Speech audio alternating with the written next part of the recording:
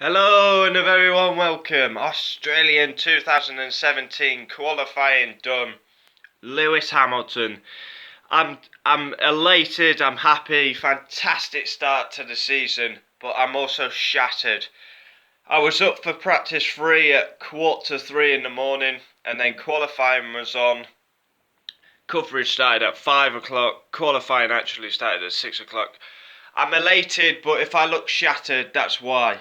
I have just got up as well from like a little 2 hours, little kip. But I can't help it, I'm addicted to the sport. Lewis Hamilton, 62nd pole of his F1 career. People still doubt whether this guy, people still hate this guy and say he's not a great in F1. But you mark my words, he will be the all-time pole holder, second in all-time wins, and he could, by the end of his career, he could have 4 or 5 championships, hopefully. But F1's back, I'm loving it. Them cars are phenomenal. I don't like the we'll call it T-wing, just above the DRS, the back of the wing. They have like a little T bit. It looks awful. But first Hamilton, second Vettel, third Valtteri Bottas, fourth Raikkonen, and fifth Verstappen. Daniel Ricciardo has a big crash at turn 14. Lance Stroll had a crash in practice 3. Williams had to rush out, rush to get his car ready, and he got knocked out in Q1. So not a good debut for Lance Stroll, but he only had like 6 minutes to get some laps in. I mean, I never understand that. I know you have to push in practice, but why? Why go and smash the car up when you know you've... And he did it at the wrong point. Like, if you're going to do it, like, you never want to crash, but if you're going to do it on 55 minutes of the session left. But he did it with like 10 to go, and then you have like 2 hours before qualifying. But they managed to get him out, but he couldn't get out of Q1. I've got to say, I'm pleasantly surprised about McLaren. I know 12th, or I think he got 12th or 13th. I know that's not good enough for McLaren, but I expected him to break down and everything. I mean, I still don't think they'll complete a race distance, but I'm pleasantly surprised that they're actually going round and circulating. I thought they'd had more problems. I mean, not a good day for Van Dorn. He got knocked out in Q1, Van Dorn. Giovinazzi's in for Verline. I mean, I don't really agree with that. Verline has got to be seriously injured for me to step out of the car, because, I mean, look, Giovinazzi nearly embarrasses Marcus Ericsson. Would have embarrassed Marcus Ericsson if it weren't for a lock-up just before the pit lane corner. Turn 15, I think it is. He goes on to the grass. I mean, he was up. So he would have embarrassed his more experienced teammate in Ericsson. But shocking. Don't know what's happened there. Really don't know what's happened. Palmer's gone in on Renault on his interview. Shocking by Jolyon Palmer. I'm British, but I'm absolutely embarrassed by his display. In Q1, he was 3 seconds off Nico Hulkenberg in the same car. Palmer's last. Hulkenberg sat up there in 5th.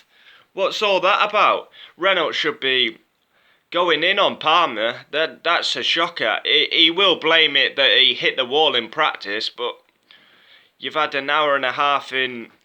I can't remember which practice he hit the wall off the top of my head. I think it was practice 2. I mean, you had an hour this morning and just poor qualifying. 3 seconds off Hulkenberg. Last place... He went in on the Sky interview, what he did. He went in on Renault. The car was terrible, traction was poor, the brakes were awful. And the interviewer said, "Oh, will you be looking forward to tomorrow?" And he went, yeah. Like, just joking. But qualifying is done. Race tomorrow. Lights out in Melbourne. 58 laps, I think it is, Melbourne.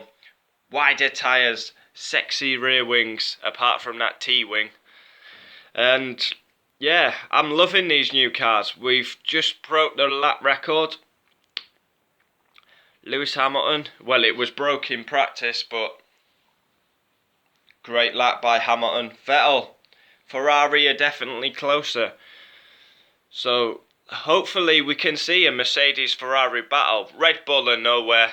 They've not got the pace to be up there with Mercedes and Ferrari. Red Bull just nowhere. So they were always going to get 5th and 6th, but Ricciardo crashed, so he'll be starting 10th. And could get worse with a gearbox change. But we'll see. Lewis Hamilton does it. I am buzzing. There he is.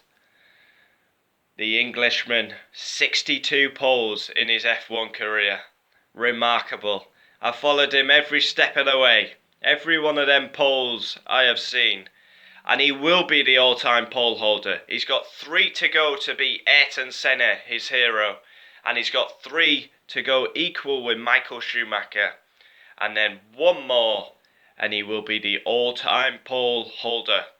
2nd on all-time wins. And by the end of his career, I expect him to be a 4 or 5-time champion of the world. He started brilliantly.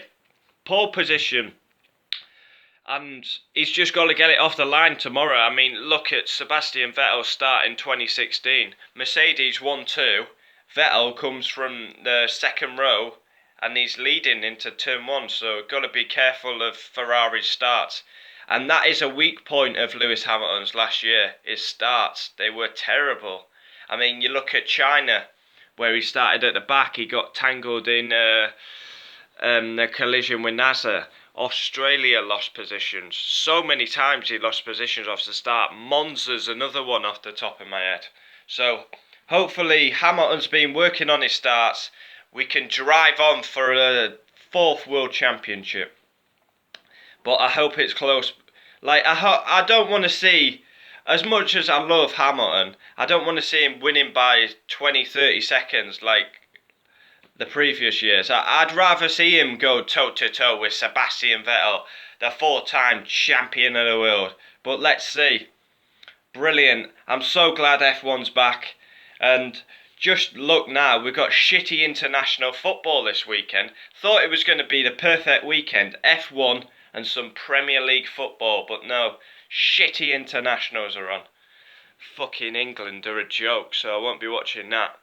Anyway, 7 minutes we've been going, coming up to 8 minutes. Like, subscribe for more F1 videos. I'm sure I'll be doing a lot more. Enjoy the F1. Who's going to win tomorrow at the Australian Grand Prix? Thanks for watching. I'll see you next time. Adios.